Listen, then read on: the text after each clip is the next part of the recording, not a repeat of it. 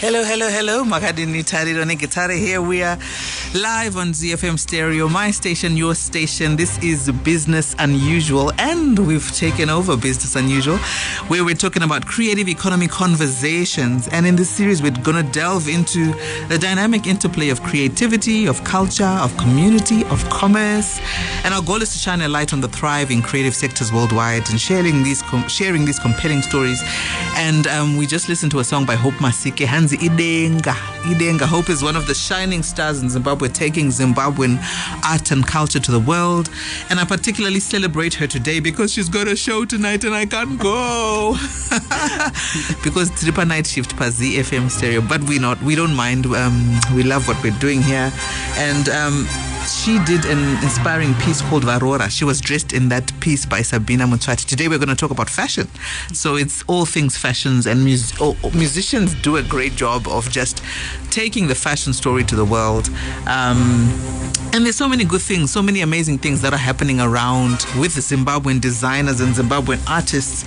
I like particularly a piece called Kolisi. I don't know if you've heard about it. It's been by Patrick Mavros, and that's based on Sia Kolisi. They did a nice piece, and I think it was launched recently. So that's quite exciting to see Zimbabwean artists around the world doing amazing things. And there's also Gina Maxim, who was showcased by Pharrell Williams recently. And that's exciting stuff that Zimbabwean creatives are doing. And I'm sitting across one such amazing Zimbabwean creative who is also taking the Zimbabwean story to the world through her work with House of Stone. Before we get too far, remember our WhatsApp line is 0772-168-045. Today we have the pleasure of welcoming Danayi Madondo, who is a talented Zimbabwean fashion designer, a textile artist, and multidisciplinary visual storyteller based in Harare. Danayi's work is under the brand House of Stone, and she embodies an immersive storytelling approach focusing on sustainable cultural designs and traditions. With a deep commitment to sustainable practices, she emphasizes regenerative materials and waste reduction in her creations. Ladies and gentlemen, help me explore Danayi's unique work, her vision, and her impact right here on Business Unusual. I think I should take you everywhere with me. I think so too. I can be your hype person. I think I'd do a great job. Put you on the payroll. And you dress me nicely also, so that I look like, a superstar. I know, you look so good in my outfit that other time. I do. And everyone thought I was moneyed, Sha. The way I was full of money. That's where the real issue is Sha, you guys make us look like $1 million, and you guys really do the work in capturing our personal stories and making us look the part. So a big thank you to you. And welcome to Business Unusual. Thank you so much for having me. I'm excited to be here. I'm excited to share my story and have more people know about what I do. Interesting. So you were telling me a story. I wish we started this interview 30 minutes ago. I know. That one, the tea was piping hot. It's so organic. I think next time we should just make sure that we've got mics on everyone. Everywhere we go. But tell us about the journey of where House of Stone started, or where Danayi, the designer, really just came up from. I feel like I need to now go into my family archives. I think you should. Because at this point, I think fashion is in my DNA. My gogo was a maker. She would make our jerseys for school. Okay. She would make all of us, all her grandchildren had something made by our gogo. And funny enough, if I think about what a designer is today, she would be the blueprint for what a designer is. It's just that I think they didn't have the privilege as we have today to call ourselves designers, but they are actually the source. They are the foundation. Even my aunt, she was a seamstress, full-on maker. My sister, extremely stylish. I've just always been surrounded by such sensational women in fashion with amazing talents and skills. So I think it's in my DNA. I love it. And I think I only discovered that maybe... You know what? I won't even say discovered it. I felt like it called me, hey? When they say, like, when something is just in you, you try pursue other career paths, but the one that is truly for you keeps looking for you. I often say that my relationship, even with my brand House of Stone, is like one of those toxic love affairs where you want to break up and then it brings you flowers. You're like, okay, fine, let's do this again. But yeah, it's in my DNA. I got it from my family. And I think in later years, I started to bump into a lot of local self-taught designers. One designer I keep mentioning all the time, I don't think she designs anymore, but her name is Ska Sebata. Oh, yes. You know Ska? Yes, I know Ska. Where is she? She's around, taking life, doing business, creative economy things as well. She's still in the creative space. Ska is actually one of the first designers I possibly encountered when I started my career as well. She was one of the first as well, and she is my age peer. But I even looked up to her as wow, because she was self-taught. For me, the work that she created wasn't just fashion, it was art. It was expression of who we are as a people. We don't just wear clothes. We don't just wear clothes. We're wearing an essence. Exactly. And that's what people are getting to engage with is our inner essence, but it's represented on the outside. So good. So she really inspired me, just seeing her and the kind of creations she was coming up with. There was even Moita Marimo, yes, at the time, right? Similar thing, same age group. I think she was also self-taught, and she got a scholarship to go study in the US. I hope my information is correct, if I remember correctly. But she also inspired me a lot. Nice. Trish Carmen, Joyce, guys. Oh, yes. Like that generation of designers was just amazing, and they were just doing it at a time where it wasn't something to do. It's like it's either you're an accountant, a doctor. You know how it is, like growing up in African families, the road is very narrow. Not anymore. We rebuke that. We rebuke it. But it's like at that time they were just leaning into their gifting and doing it. And I was very inspired. And that's ultimately one of the things that led me to actually pursue fashion design as a career. So good. I was blessed enough to be able to study it and go to South Africa and learn the technicalities of it. And I think that's maybe the little thing that might give me the edge. But I ultimately feel like if you've got a gifting and a talent, it's there whether you receive formal education. You just have to have a spirit that wants to learn. So good. And learning doesn't have to be in a formal institution, because I've seen designers that are self-taught that are way better than me. So when you got it, you got it. So tell me about the time you finished studying. You're in South Africa. You're saying, okay, I'm about to branch out into this amazing career as a designer. How did that look for you? And tell us how the brand then turned to House of Stone. Oh, wow.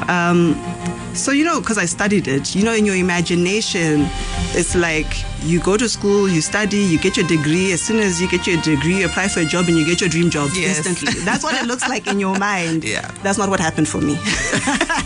As it doesn't for everybody else. I ended up getting into retail. That was my entryway into fashion. Nice. So I actually was hired by a luxury fashion brand to work as their visual merchandiser when I was still in South Africa.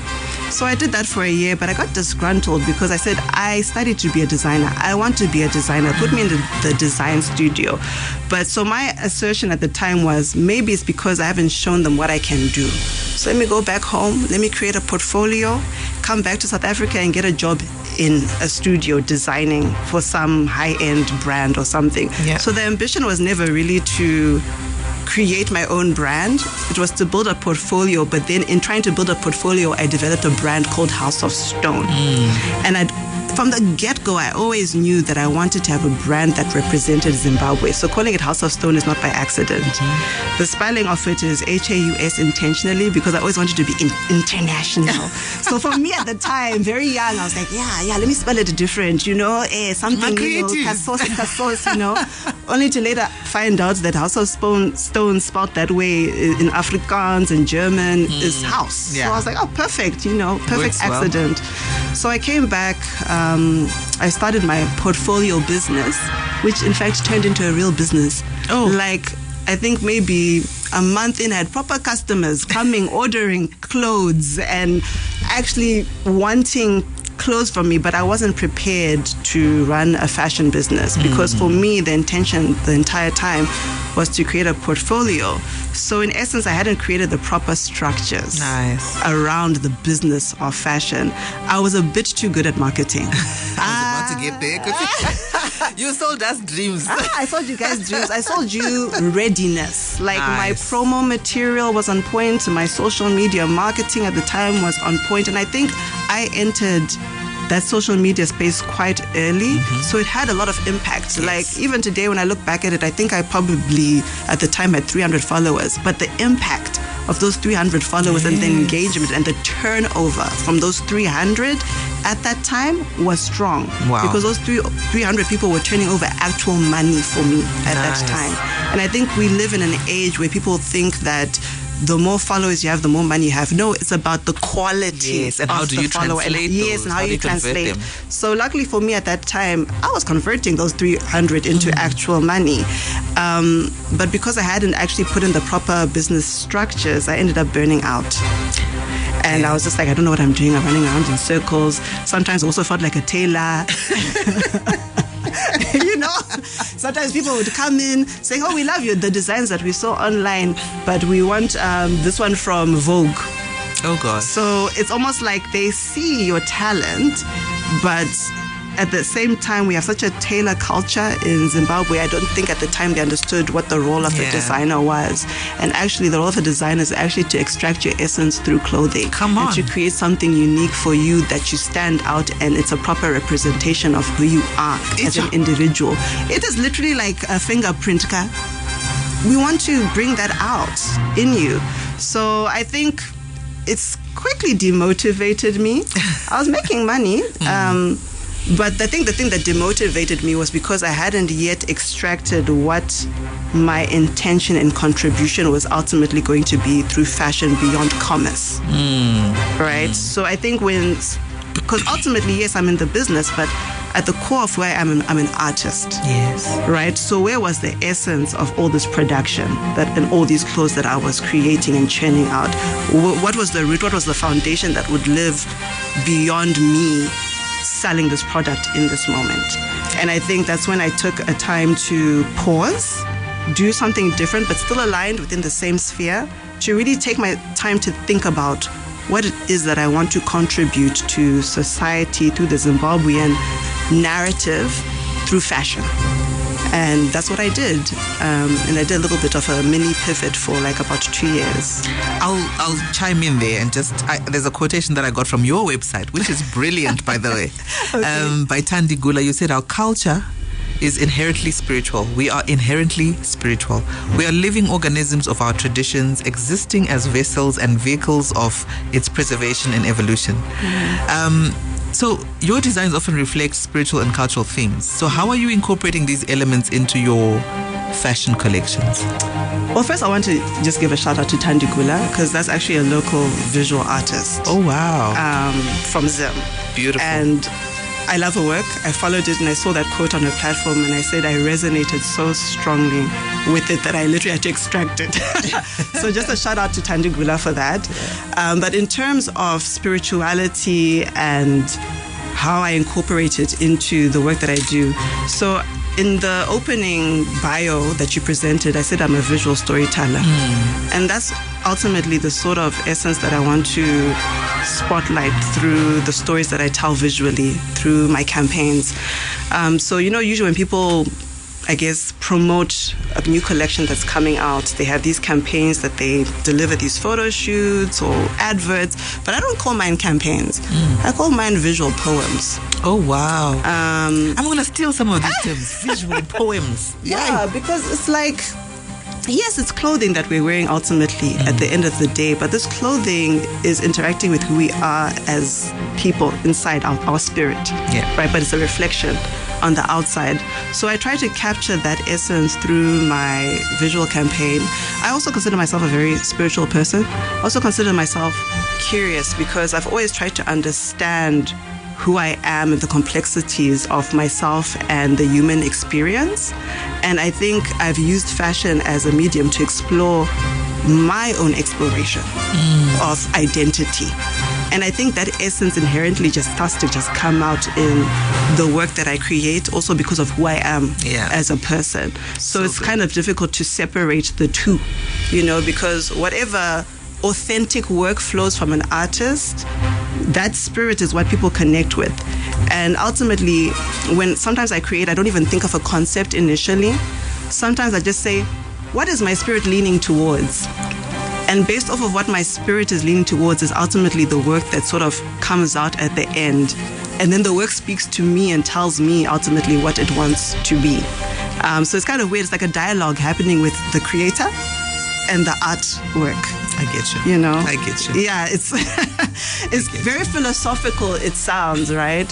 But that's the artistic aspect, and that's how I guess I satiate my artistic side. But then how I bring it back to the commerce is that when you separate the pieces, you see that they're very wearable, but in the way that I present them, in the stories and the campaigns as people know them as, it's elevated. Yes. So I often have people saying to me, these clothes for people, can we wear them? Where do we wear these clothes? And then I'm often like, I need to do more how I wore my Dahomey pants or something, so that people see how the clothing beyond the campaign, how it translates into everyday wearable clothing. But I've noticed that the reason why my brand has gotten so far and has gone international is because people want a story. Yes. They want to know what is the intentionality behind these clothing, because we have so many clothes. To be honest, if we start making clothes today, apparently it's estimated that we could live for 10 plus years with enough clothes. So we actually don't need any more clothes. So if we are going to be creating new clothes, why? Why does it matter? And it's beautiful that you say that, because that means that fashion presents a very good vehicle for us to tell our stories as Zimbabweans, as Africans, and a beautiful platform to tell it to the world. And I know that you're a marketing person, so I really want to zone in on that and talk about how you mentioned that early on in your career you sold a dream. You managed to sell your product better than you could actually operate.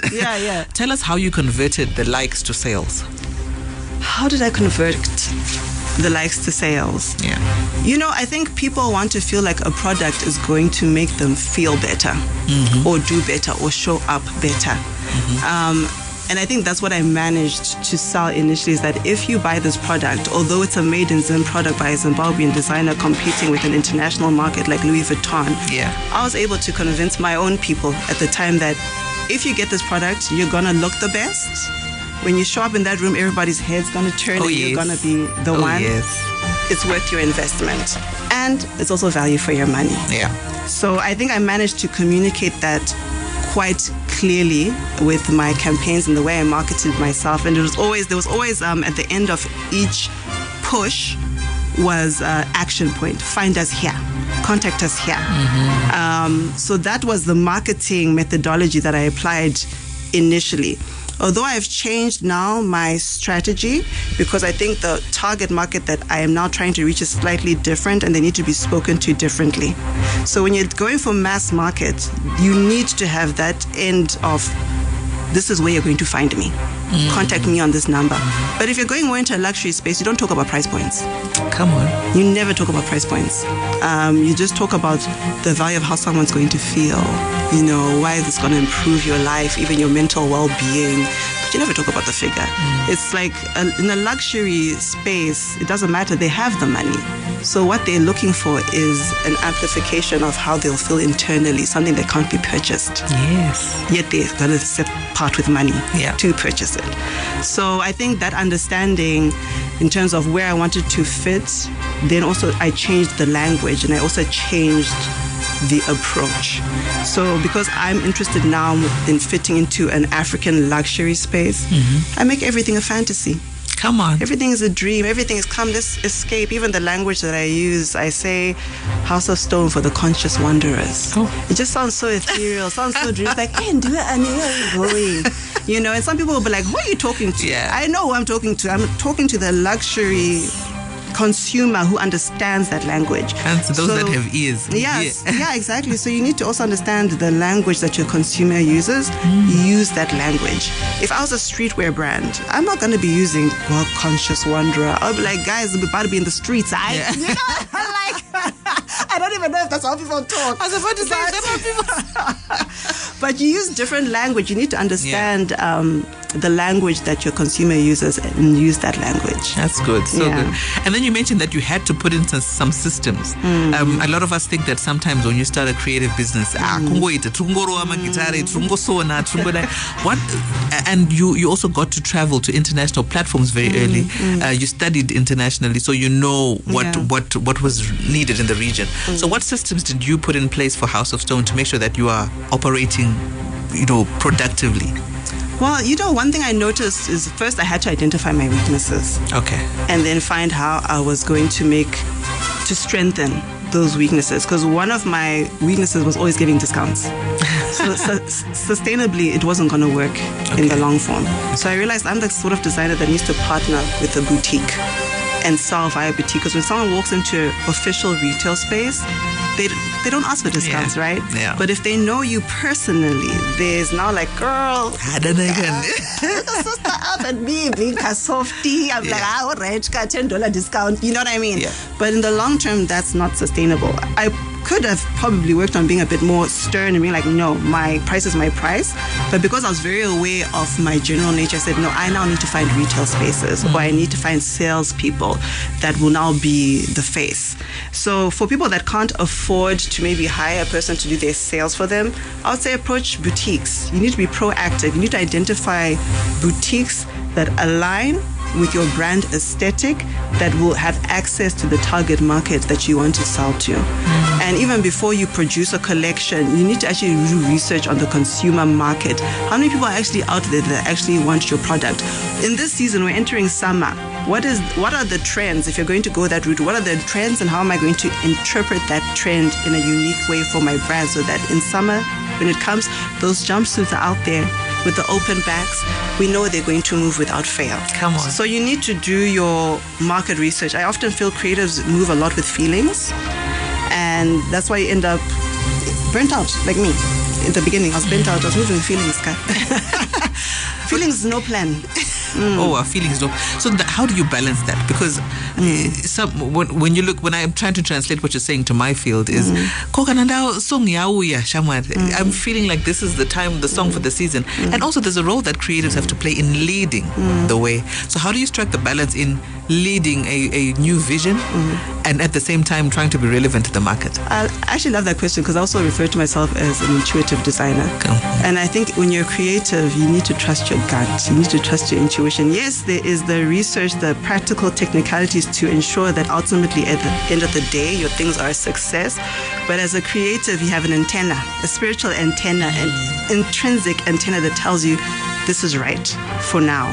And I think one of my most popular collections, which I actually feel put me on the map, called Ode to Askana, that one was all intuition. And that is the one that actually took me to the global world. It was all me leaning in and trusting that this feels right. The outcome of it, I'm not too sure what it looks like, but I feel like if I create this authentic work, not only will it satisfy my soul, but it's speaking to someone beyond commerce. So at that time, I was okay with producing work that would speak to the soul. But then, luckily for me, it also then translated to good sales. And I think there's something about authenticity that people can just tap into and they feel it. They don't even understand why they're tapping into it. Like at that time, with Ode to Askana, the whole premise of it was us embracing our battle scars. So even like the styling of it, the women had bandages on them. They were up in Lomboshawa, which is known as sacred land. There were 3 of them. And for me, 3, Trinity completion, I said, how powerful is that? And then there was a mirror, which was a reflection of a portal. So a portal is one of the themes that I have in my visual work that often shows up. For me, a portal is the capacity to step into new dimensions. Yes. So for me, everything is about where we're stepping to now, which season are we in. We are like going to the next level. So when I stepped into that authenticity, that ultimately translated to commerce. So luckily for me, I listened to my gut instinct at that time, and the antennas were high. They were going like they're ticking. You can't ignore that as a creator, right? But if you don't have it at that time, what you can lean on are these strategies that I've given of do your research, do the practical things that you can in your capacity to ensure turnover. Yes. Yeah, because you won't always have that antenna flying up there. So sometimes you need to lean on just practical, things. I love that. Turning authenticity to commerce. Yeah. You're dropping some nuggets there, my friend. Some nuggets. You're bringing it out of me. You're bringing it out. So if you want to just chime in the conversation, the number is 0772-168-045. Would love to hear what you think, and if you've got any questions for Danayi as well. Danayi, you talk about sustainability in your work, and that's a big conversation in fashion at the moment. How can we be sustainable? So how are you achieving this with your work, and why is this important? Well, first I want to start by saying is that I feel like Africans invented sustainability, then we lost it along the way. Yeah. We started to consume too much international news or international things, trying to copy, but sustainability has always been at the root of who we are as a people. Even growing up, when you think about our grandmothers and the way they functioned, they recycled for days. They used everything. Nothing went to waste. Ultimately, that's sustainability. It's maximizing on the resources that you presently have available to you. And when you look at Zimbabweans in this climate that we're in right now, we are the kings and queens of being resourceful and maximizing on the things that we have. Yeah. So that's something that I try to implement in my business. And I'd often say that sustainability found me. I didn't find it. My circumstance forced me to be sustainable in order to sustain my business. And what I mean by that is that because my business was fully self-funded and independent, I'd have so much waste from the garments that I would create in my studio. That waste is money sitting on the floor. I said, okay, Danayi, you already purchased this fabric, $21 per meter. That's probably $5 something on the floor right now. Be creative, make something beautiful out of it. And I feel like that is the nature of Zimbabweans, is that even out of something that is ugly, we transform those things into something beautiful. And ultimately, that's what I do within my practice. I recycle, I upcycle, I deconstruct. Like, I just see how I can maximize on everything. And I'm very conscious also of the materials that I use. I use a lot of cotton, locally made produce, so I don't have to import it. It's made here, it's homegrown. It's contributing towards the GDP, employment. I just feel like you need to be very intentional about the decisions you make as a designer and the impact that they have on the economy.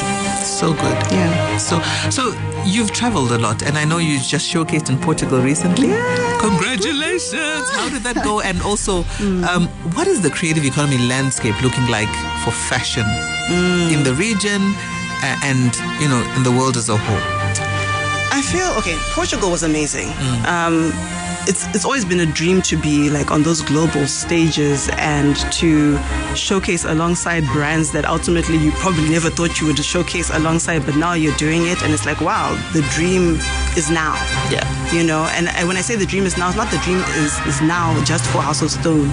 The dream is now for Africa. Come on. That's the beautiful thing about it, right? Is that we are actually the ones who are setting the trends. We're the ones who can complain about cultural appropriation and potentially sue someone into success. I know, right? But in terms of how it's looking, the fashion industry, there's growth. Apparently, it's considered to be, I think, estimating a $15 to $30 billion industry. Wow. And growing. Wow. And in terms of employment opportunities, our youth, guys, there should really be no youth out there without a job, without a salary at the rate at which it's growing, our industry. But I think the challenges that we are facing is that at present, we are the inspiration, we are the entertainment, but we don't have the infrastructure to then support all of it, to even support the demand. We need the infrastructure, we need the financial support in order for us to meet the global demand, not just the African demand, the global demand for our product. Because I feel a lot of the times African designers miss out on opportunities just because the infrastructure is not there. Someone will say, I want 200 units, and it's like, I don't even have enough machines. I don't have enough machines. I don't have enough injection capital to produce, but the demand, the desire for it is there. So we need corporates, we need government to implement systems that capacitate the fashion industry to grow and be a proper competitor globally. Because we can do it. We can actually close China down. We can. We can close China down. all love to them, but we can actually do that. Wow. So can you speak about your experiences? I noticed you've done a lot of work, you've done some commissions, you've done exhibitions. And how do these sort of activities impact the creative economy? And what lessons have you drawn for us to use locally? I think in terms of the way I've navigated this creative industry is I've had to learn the hard way, and I've had to learn just simply by doing and simply by being curious and doing the research and putting myself out there and having conversations. I now call myself a textile artist, but I would say during COVID I fell into becoming a textile artist, and I applied for a program with the State of Fashion, was it in Arnhem, Netherlands? And that was me just shooting my shot. Guys, if there's any advice I can give anyone in this life is shoot your shot. Yeah. And I kid you not, that was my first international exhibition. And I want to say how much I got paid, because to me it was mind-blowing that someone can make this kind of money from an exhibition for their first showcase. Wow. I made 3.5k euros from that first exhibition. And what that showed me is that the value that the international world places on art and preserving our culture in comparison to us as Africans and how we don't value it. Now we're crying reparations, but how did the art get there to begin with? Like, why were we watching them looting and we didn't care? We didn't see the value. We didn't see the value and the beauty of our own artifacts. So I think we need to, as Africans, as Zimbabweans, we need to actually value our creative economy. So true. Because it seems like everyone else values our own arts and creations more than we do. Yeah. And then we complain when, they start making money for their patenting our things. Yeah, not always. You're like, hey. Wait a minute. But that's what I love about the present day world we live in, is how a lot of us young Africans, not even young, but just Africans, are taking ownership of their narrative. They're taking ownership of their own things. I even remember in 2014 I went to Avondale Flea Market, and I saw those bottle top bags that the artisans would make. I said, why can't this be high fashion? Yes. Why not? And I sat it down a runway and I said, that is high fashion. Yeah. A bingo basket. Why can't it be high fashion? Exactly. Who gets to dictate what is luxury? Who gets to dictate what is high fashion? We need to start creating our own criteria. That's true. Based on ourselves, what we value, and not what the West is telling us is valuable. So as much as I've been on those international platforms, I want it here. I want it in Africa. I want us to be so proud of our own platforms that we're hyping our own platforms up more than we're hyping any New York Fashion Week up. Exactly. Because it's that legitimate. That is my desire.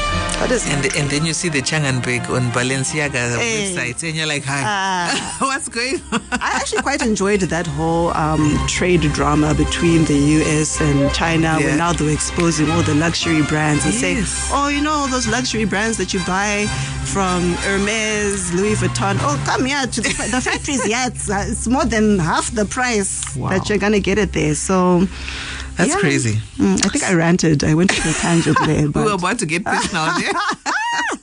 But it's okay. This is a safe space.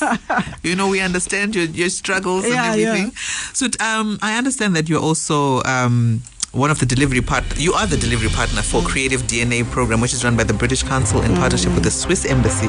Tell us about this project and how are you perceiving it to impact the fashion industry? Because you're talking a lot about the need for ecosystems to be supported, and this sounds like it's pouring into a possible ecosystem. So tell us about this project.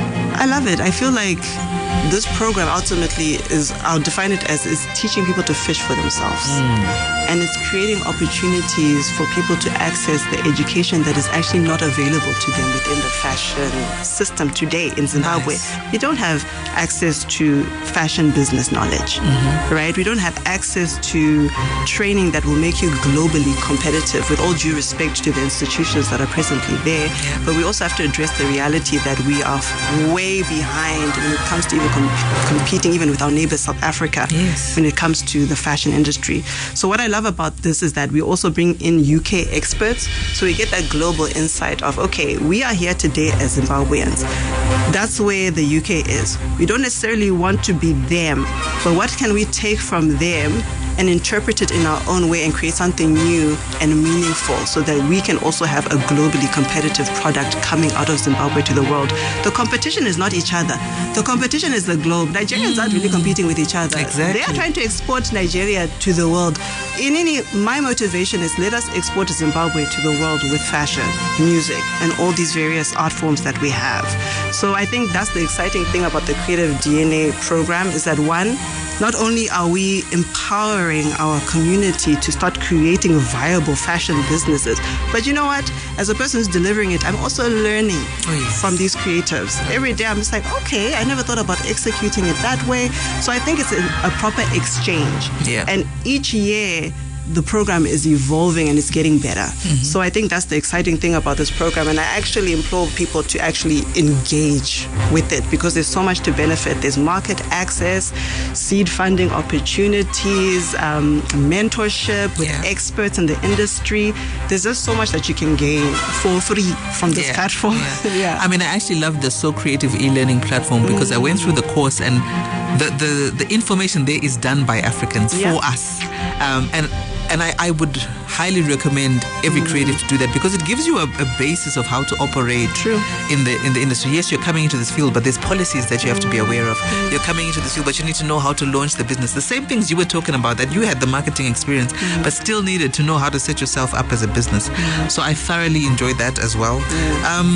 So tell us about the future. Tell us about any upcoming fashion projects or collaborations that you're particularly excited about coming up. I hope people have nothing they're doing this Saturday because we're having an exciting pop-up, a designer pop-up market that's taking place this weekend at Lotus Wellness Spa. Nice.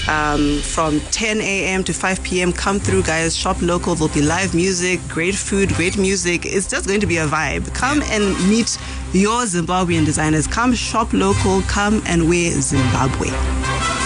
Okay, that is thank you. That's nice. I'm definitely looking forward to that. Because I hang out with you now. I need to zhuzh up my fashion game. Step it up all the way up, or we'll leave you at home. I know. Don't say.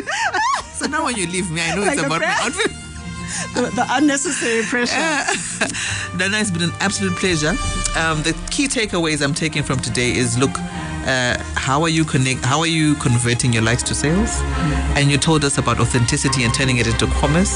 And the dream is now for Africa. So just shoot your shot and let's make it happen. Do you have any parting shot for the people that are listening? I don't really have a parting shot aside from, guys, live your best life. You only have one life. Go in there, take charge, take control. It's the Dominion season, ultimately. So that's my last word. Yeah. So where do people find you on the socials? You can find me on House of Stone on all platforms, spelled HAUS of Stone. My other platform is House of Stone _showroom, spelled in a similar way, HAUS of Stone. Awesome. It's been an absolute pleasure, ladies and gentlemen. This has been Business Unusual with the Creative Economy Conversations. My name is Tarirone Gitare, and we're going to do this again next week, same time, and I'm going to play out with an amazing artist who is taking Zimbabwe on the map and just doing some amazing things, and his name is Silent Ngo. This one is called Hoya.